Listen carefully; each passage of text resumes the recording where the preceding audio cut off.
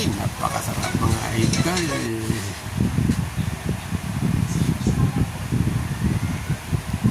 At ito na mga idol, yung ating talbos ng kamuting ngayon. Hindi mahimay na natin na magpukulo tayo idol ng tubig mga idol. Ayan, tubig natin. So mamaya lang natin, bubuhos natin dito mga idol, tubig na pinakulo natin. Bago na mga masyadong matagal mga idol kasi lalambot yan. Hindi na magiging sigado mga idol. Mga idol. So yan mga idol. Yung ating mga idol. Laban yan ha. So lumambot na siya mga idol. Lagyan natin mga idol. At patuluan ng tubig para maalis yung tubig. Para ma-train yung mga nangyarap sa mga idol. Para wala siyang katapos yung mga lagyan natin sa ating mga idol. So yan ang mga idol, mga tayo kamatis dito mga idol. Kamatis ang sound dito sa ating talpos sa kamutin mga idol. Iwain na natin itong manipis. Iwain na natin ng manipis yan. Tapos, yan ang mga idol. Yan, naiwan na natin yung ating kamatis. So mag-iwa naman tayo ng ganan mga idol. Tapos na natin ito. Sa sibuyas, lapon. Para lalong masarap natin. So yan na natin mga idol.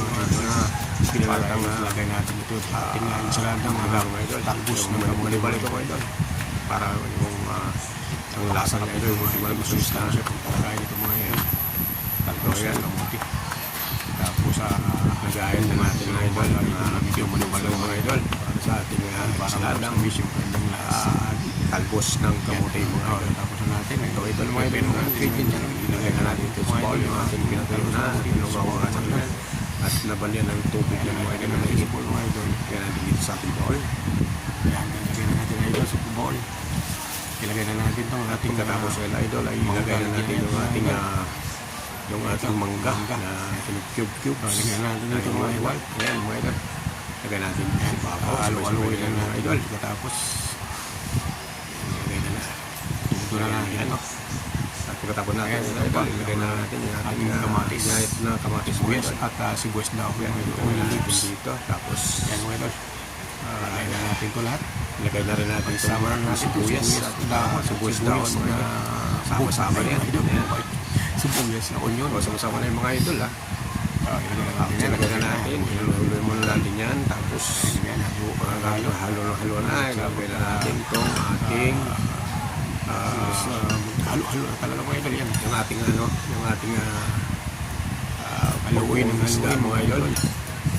O yan, halo na muna natin yung halo. Yan, halo na yan mga idol na yung ating bugong isda dyan. Ito na yung ating bugong isda dyan.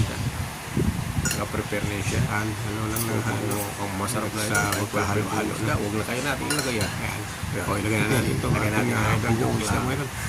Ayan mga idol, ilagay na natin yung ating bagong isda. Tapos haluin ulit. Ayan. Haluin lang mga idol. Ilagay pa tayo ng lamansito mga idol. Kung sa bisa, lamansito. Dito, kalamansi mga idol. Natin mga idol. Piligan na natin. Ibuhos na natin ito mga idol. At ibuhos na natin ito mga idol. Mag-agaw-agaw yung asin. Yung ating tinatas. Alat na kalamansi mga idol. Ilagay na natin ito mga idol. Nating juice yan mga idol.